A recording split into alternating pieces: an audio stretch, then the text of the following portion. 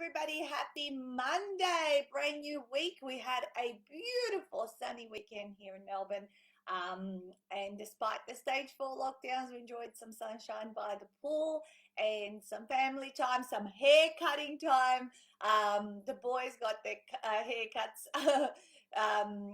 due to a new device that Stuart bought, which made it a lot easier than last time around.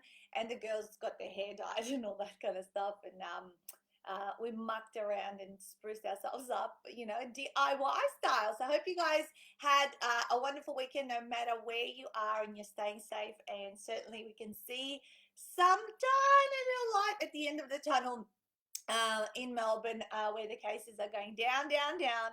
And hopefully we're going to end this stage 4 lockdown in a couple of weeks' time. So nevertheless, I thought, why not talk about it? Good morning, Karen. How are you? I thought I'd talk about something I always do every September. Today is the last day of winter as well. Tomorrow is the first day of spring. I'm very excited about that. Hey, Dee, happy Monday. And so, I'm excited about what's ahead, the warmer weather, but also I'm waiting for my delivery anxiously from Officeworks that I placed last Thursday to get my brand new planner, my wall planner. I can't turn the whole computer around, but I've got one of those Sasco planners that they've got 2 sizes. I get the massive size because my whole life is events and I need to see kind of things, what's happening, what's coming up, and what date it is really easily. So that's the thing that I get myself every year. It's like a whiteboard, so you can wipe things out. Hey, Luba, I know it's Sunday on the other side of the world. Sunday afternoon, evening, morning, Vivi. DIY looks good. Yeah, absolutely. You watch a few YouTube videos and you can do anything, pretty much. All right, so planning, September. Always, every year, this is the month that I spend working out what's going to happen next year. You kind of think, oh my God, it's so early, right? 5 months ahead of the new year, but nothing like looking ahead, reflecting at where you're at, what's going to happen for the rest of the year, and what are you going to do. So first thing is, as I said, I placed an order with Officeworks, and in America it would be Staples or whatever it is. Hey, Helen, there's so many people coming on. Great to see you guys. It is all about planning today, and how, I guess I'll explain what I do and how I do it and what I look at.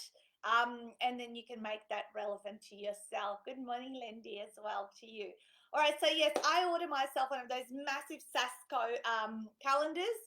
Only lasts for the year, and then obviously gets around. The other side of it actually is a whiteboard, full-on whiteboard that you can use. It has a couple of uses, but I stick it onto my wall with one of those 3M Velcro things. So if I need to take it off and work on it, and kind of place it somewhere else, or use the whiteboard side and the other side, then you can easily take it on and off the wall. But pretty much it's what sits on there, and how I plan and look at things, and what are the months looking like, when are all the holidays, when all the events, when is it going to be really busy and not so busy, and all that sort of stuff. So that's the first thing. Also, I am waiting, guys, for the ultimate business planner. So you remember how I've been creating these little planners every year for 5 years. Well, this is the 6th year, and I actually decided to move it across to be a evergreen planner. Lindy, if you are watching this, can you please post the link straight to that evergreen planner page on the writerbook.com.au? If you go to the shop tab, you will find it. They're printed. We're just waiting for cargo to be open so it can be posted out to Melbourne from where it's coming. So they're ready and ready to go. So I've converted the annual planner into an evergreen, guys, so that I don't have to stress out about selling them on a specific date and all that kind of stuff. And I've got quite a few. We're only printing A5 in pink and black moving forward, and it's gonna people are gonna have to spend about 10 minutes to get it ready, and you can start it at any time of the year, which is wonderful. So I'll let you know, at the moment, while we're waiting for them to arrive, there's $10 off at the website if you use code EVERGREEN in capital letters, and you can pre-purchase it. So my VA or myself, later on, we can just give you where to go. So why am I talking about that? because of course everything that goes on that big wall planner then gets translated into this little planner that I can carry around with myself. So kind of carbon copy. I love doing things. I mean, I do things electronically as well. I do use an electronic calendar, but I love ticking stuff off. And this little planner has got the wall planner inside of it, right? So I move things to the inside, and if I'm on the road or not in my office, then I can see what's coming up. And of course, once I've put them inside the planner, I will put them inside the weeks and the pages, and also have little reminders for things that I so kind of working backwards from there. So they're the two big things. And of course, every month or so, I populate my electronic one just so that there's no clashes of meetings when events are happening. Which we can see if we've forgotten to put something in the electronic one, it can stuff up that electronic booking system as well. So make sure if you do take electronic calendar bookings that you're updating your planner in case you're traveling or you won't be available to have those meetings. Okay, so the next step is good morning. Lots of people have been saying lots of good mornings. Let me know also if you do something differently, what works for you, because I'd love to know. I'm always big on thinking ahead. Usually, when we did offline events and we would travel, we would plan 18 months ahead of time. So this is why I kind of go start and plan in September, and you're almost looking at all of the following year. So it's nearly 18 months ahead of time. Okay, so review what happened this year. Now, this is such an anomaly, a blip type of year that might not be a true reflection of what normally happens in your business and your life. But you still got to review it. You still got to see, has your life and business model, life model and business model changed, and what did that look like? And do you want to keep that change, or are you looking forward to obviously going back to what you were doing? And I certainly, after doing what we've been doing the last 5 months, am not going to go back to what I used to do, right? Which is heavy offline travel tours and face-to-face retreats. That's not to say I'm not going to do any. It's just I'm not going to do as many, right? And I'm going to keep the model that we have been able to develop and really thrive into. And so I got a piece of paper out. And the other day we were having sort of a meeting with Stuart, and I wrote down my USA and I wrote down my Australia, and this was only 2 or 3 weeks ago, and we wrote down the last 6 workshops that we had run. How many tickets did we sell? How many people turned up? How many people were no shows? What did we convert? And what did that look like? So I did that reflection, and then I go, okay, so this is what we're averaging now. And I've done 3 or 4 events since we did this little meeting. So I'm going to add on to those. By the way, I put these in a spreadsheet, but I started off like literally with a piece of paper. And I put them into the spreadsheet. And then I go, okay, well, what do I want to do next year?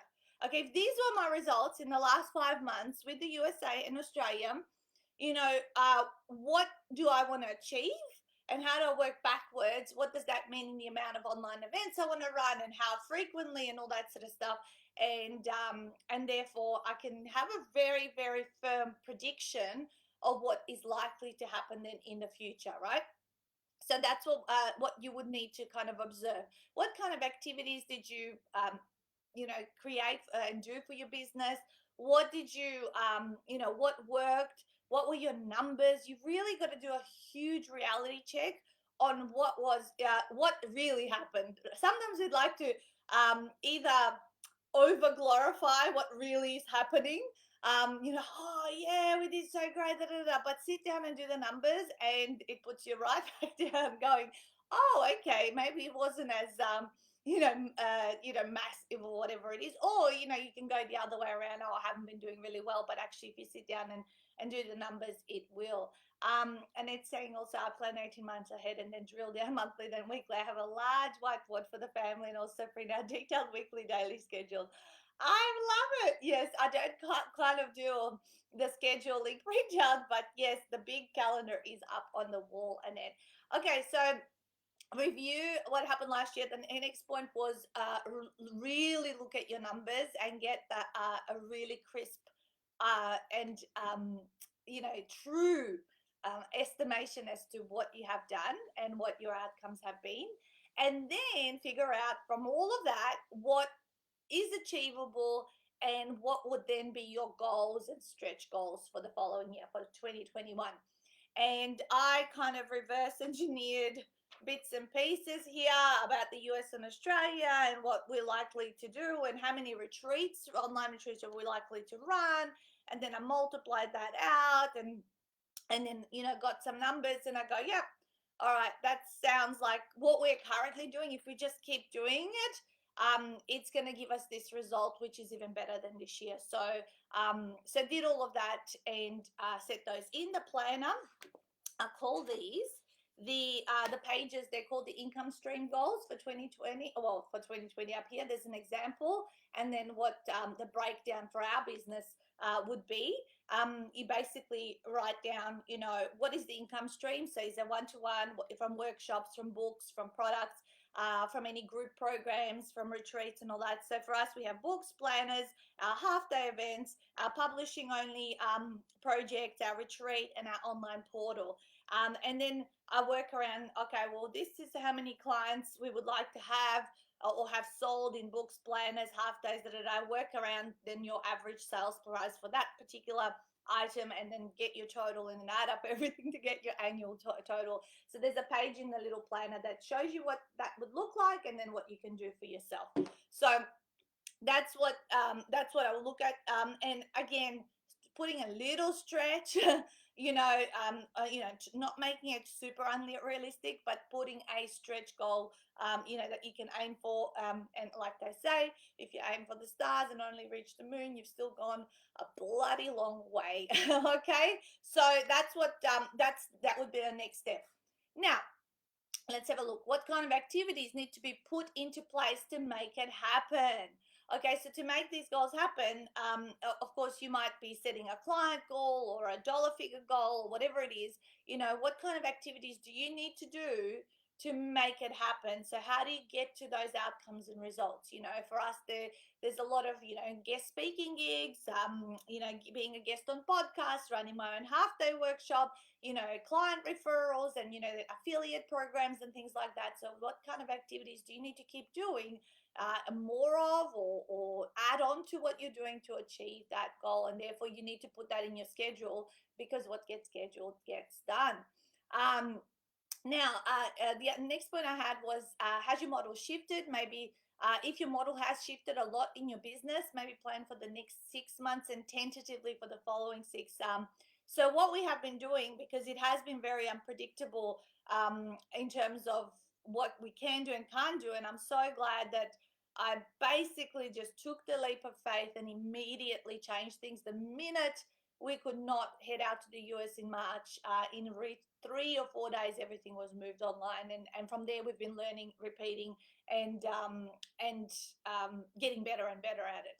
So if and for now, like what we would do, and the reason we had this meeting with Stuart about 2 or 3 weeks ago to look at our numbers was to go, should we test out? So what we were doing was a Australia and then a USA half day workshop back to back. So one on the Tuesday, one on the Wednesday. So for these 2 months, for all of August and September, we decided to test out something different. We decided to go 1 week is to Australia, 1 week is in the US, and one is to Australia. So once a week, we just do one event, promotional event. And what will that feel like? Because also managing your energy, saying the same stuff back to back, and also having the normal business activities in the week, what feels better. And actually, now that I've done about a month worth of just one a week, it does feel a lot more. You get that one done, you've got those people to focus on in terms of your follow-up until you get to the next one, but you can also manage the other business activities. So that's actually changing it up and just switching it around has been very valuable, and I think I will keep it that way. Now, therefore, we said we'll reconvene at the end of September and talk about what will October, November look like. So the plans are in there, they're placed, but they're also, we stay flexible with them, because especially if your business has moved online, you can actually change and tweak things up a lot faster than if you actually had an offline business. Because with an offline business, you're booking flights, you're booking accommodation, you're booking so many things. I used to book so well ahead. I mean, you may have seen my post last week that we had over 50 or 60 flights booked when Corona hit, and these flights were booked all the way to January 2021. I still haven't cancelled or gotten a credit for the last lot of flights, which were meant to be to Thailand. I've done all the others, credits or refunds or whatever it is that we've had to do. But with an offline kind of model, you plan and kind of set things, and nothing very much changes. It's like very firm. But with an online model, you find that you will be able to be a little bit more fluid and flexible, and bring things about a lot faster, which is what I've noticed, how it's all happened so fast. Like, oh, you want to run an event, 10 days, boom, run some promotional stuff, and then you're running an event, which is really great. Because then it's like more agile, if you like. What I'm saying is I am going to plan all of my 2021 on my big calendar, and where might say my firm retreat dates will be. But what I do around the promotional activities, that can stay a little bit more flexible and fluid as we progress, and we review every couple of months, say ahead of time, of what happens. So have a think about all of those things. Okay, so conference time. This October for us in our business is conference month. Yeah, last year we went out and met Lindy in the Philippines, and it was wonderful to sit down and actually, again, with the whole team, reflect and discuss every area of the business. Okay, this year we're going to run a virtual conference, and we're going to take it through a whole week. We're not going to do like 8 hours a day, but we decided we were going to do 2 hours a day at the end of every day, once we've handled all the business activities, between 3 and 5 p.m. And we're going to, again, tackle every part of the business. Now, with the beauty of a virtual conference is about having conversations and meetings, not just with your team, because you might be completely on your own, but this might be an opportunity for you to connect and have meetings and reviews and discussions for those people that play a part in your business. For example, our layout design, our cover design, our editorial team, our printers. Like, there's a lot of other people that are not employed by the business, but we work with on a daily basis, that we're going to call into the conference, say one day for each lot of those people, and actually get their input and get better. So conferencing time, I don't care if you're by yourself, do it with yourself. It is really, really important. Basically, we came up with Vivi last year with our template of what we would discuss, and now we've got a little conference documents folder that goes on for the years, and we've got the different we start, we just refresh it, and we bring it out, that it's for that particular year, but really the points of discussion remain the same. You might add and remove some stuff, but literally a lot of the stuff, remains the same. So some of the things, I'm just opening up the documents that we go through, reviewing the previous year, planning and prepping for the next year, refining systems, discussing our culture and our values, our suppliers and contractors, discussing them in detail, any training, team building activities if it's obviously we're away, personal development for each team member, risk taking in the business, pricing, and then we go, and then underneath each of those, for example, refining systems. What new templates do we need? What do we need to refine around our publishing templates, FAQ documents, any decluttering? So we do decluttering of our computer, desktop, Dropbox, emails, phone apps. So it's kind of like a little intense review and recap. It was almost like I don't know if you guys remember, I did the 30-day winter business boost challenge, where everything gets tidied up and reorganized and like really set up, just like I do a mission declutter at home end of November, usually start of December. This is kind of mission declutter for the business, which brings me to the very next point about decluttering. It's really, really important not just to declutter, say, your electronic documents, your home, or whatever it is, at a certain time every year, so that you kind of, open up and make room for new stuff to come into your life, new clients, new business, new opportunities. But also it's really important to then look at, as you're planning, what do you need to stop doing, right? What do you need to stop doing that you have been doing? Maybe you've been like kind of offering a certain service or a certain program, or just really pushing at something that is just not really, doesn't make you happy, doesn't bring joy, right? And for me, when I thought about the planners, right, the annual version of them, you know, I was just tired of having to always have this time frame that I needed to sell these by, because obviously they would expire if they're no longer for that particular year. And we have a rule with Stuart: when something big becomes too hard work or frustrating, and you just kind of have this feeling almost in your body that I just don't want to go there anymore, stop doing it. So what I did, we were in Thailand in July last year, and I kind of said I'm not making them. So I had already 2020 was on the way, and I said I'm pulling the pin on these, and I said, but what will replace them? Because having a planner was really a great thing and a great revenue booster. We were selling them for $50, $60 depending where people were buying them. And I thought, why don't I make the ultimate first time author book planner, which is more relevant to our niche and what we do with people, and it'll be the same format with the spiral and all that kind of stuff. And then I've for my international authors, I've created it in a book format so I can print on demand and get it to them. And out of that, dropping one thing, a new idea was born, and we created that brand new plan, and that has been going and selling like hotcakes. And then, as a couple of months ago, more and more people kept saying, when are your 2021 plan that's coming out? Because they've been used to me bringing them out for the last 5 years. I started to ponder and think, well, I'm going to miss it. I'm going to miss my little, buddy here that's been with me, obviously designed exactly the way I like to plan. And then I thought, well, I've got the graphic design, and just how can I convert this into an evergreen? Maybe I could do that and then print a whole stack. And who cares if I sell 200, 500, whatever in a year? They're not going to ever run out. Yeah. And they'll be current. They can sell them until they sell out, right? And so therefore, like 2 months ago, I decided too many people are asking me for this. Sending away a client that wants to keep buying a certain product from you is probably not the best thing if you've got enough, clients who want to, get their hands on this. And then I said, you know what? I contacted my designer. I said, can we just make it evergreen? Do this, created a little video that would train someone how to use it, and boom, they're printed. I'm just waiting for the cargo to be delivered. And I think this is going to be a great little don't send people away, but actually give them the alternative if they want to use it. And guess what? I can sell it any time of the year. Someone can start using it February to February or June to June, because really they set it up as they like it. So that's what I chose to let go of. In the past, I've let go of certain mastermind programs that used to run full year, because they were just, some things take away our time unnecessarily. So therefore, we need to declutter and say, I need to stop doing this. I need to focus doing more of my signature thing, right? I'm always, always, always, if I can encourage you, is to keep focused and keep things simple. The simpler you keep them, the more success you will get in the thing that you specialize in. She loves her planner. Yeah, I know, Julie.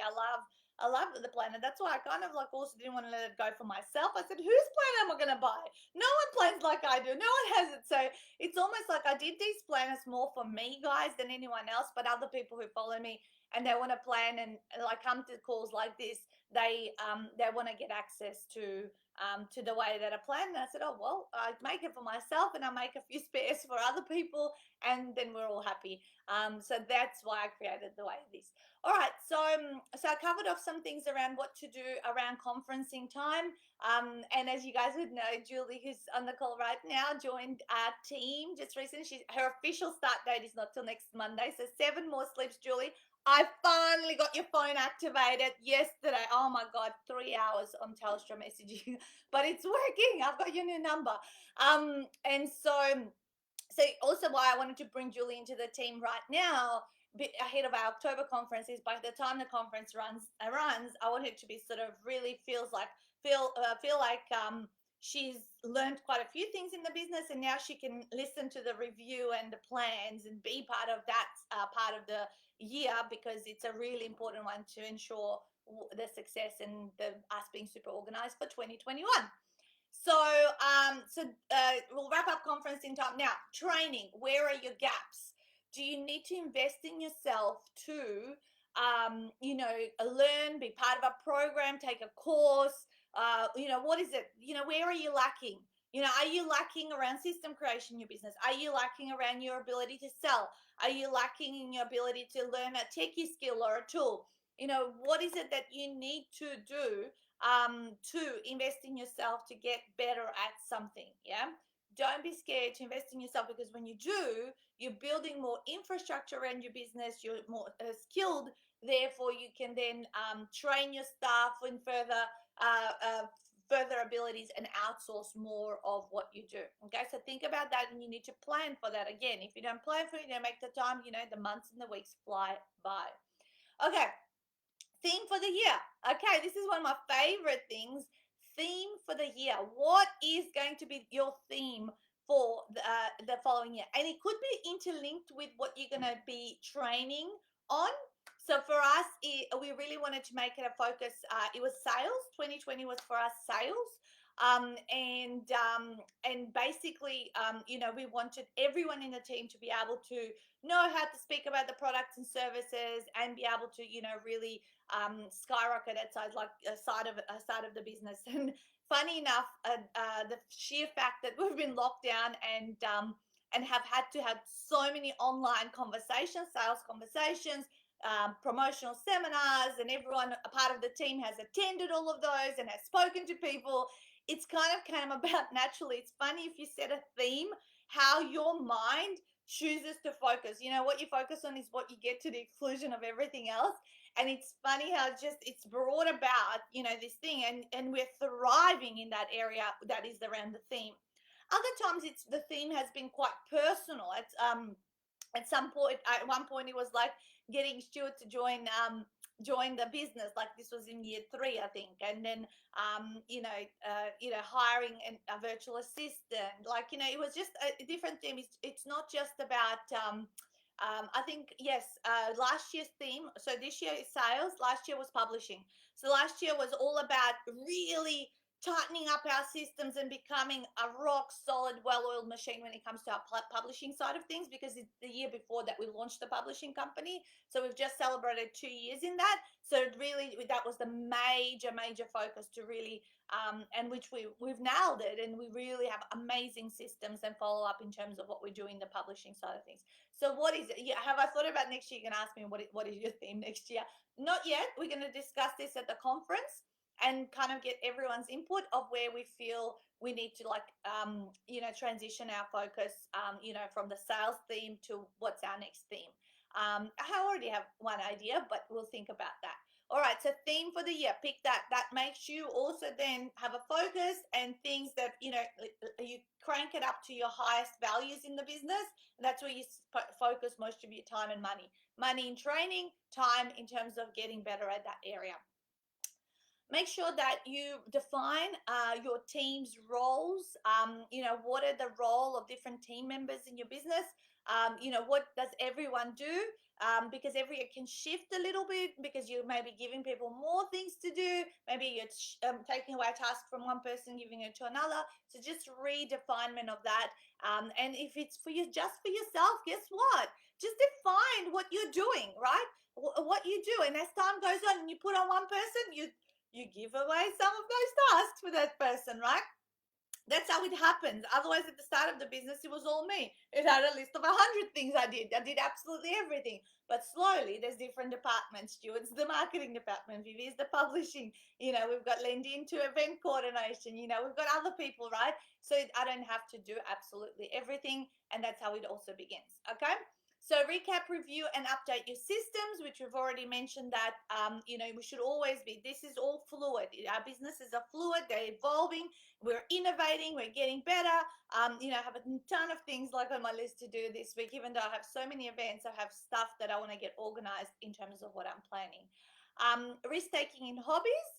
What kind of risks, will you take in your business to, get yourself out of that comfort zone? And, personally, is there something that you can start doing in your own personal life, like a hobby? This year for me, that was part of my tasks from last year's conference, is this discover a new hobby. And I have discovered the diamond painting side of things, which is very meditative. Currently doing a little picture, a Santa, no, a I've got 2 Christmas ones. I'm like a quarter way through, a little cute little diamond painting of snowmen. And that's what I've been doing, like, over the weekend, and relaxing. And that's something you should also aim to do as well. And then also, what are your lifestyle and family goals? So, do you want to take certain trips? Do you want to do, like, we bought that house in Queensland. The finance was approved. We went shopping on the weekend. We bought 2 new couches for the house because we're going to fill it up. So, our family and lifestyle goals is, for now, obviously that it's not going to be international goals for a little while, but our goal is going to be, hey, how do we get to Queensland? How do we set up this new house and create this amazing kind of lifestyle for our family? And one of the goals, and that's also going to be part of, the base in Queensland for the business. And we're going to be able to develop a different version of what was skin to skin once upon a time in conference centers to what can be at this particular property. you know Someone suggested to me we should call it the Denman. That's going to be our retreat property name, right? Still thinking on that one, so we'll see. So there you go, guys. Half an hour of some tips and suggestions of how you can think about it. It's not too early to start planning and really being proactive around what's going to happen. I know we are in uncertain and unpredictable times of how and what are we going to do, and what's life going to look like in 2 weeks, 2 months, or even 2 years. But we still got to make some and put some plans and intentions in place to create some kind of certainty ourselves. We have the choice and the power to do so. So I hope this has been valuable. Have a wonderful week, and I hope that you smash it out. Have a wonderful day, and see you soon. Bye bye.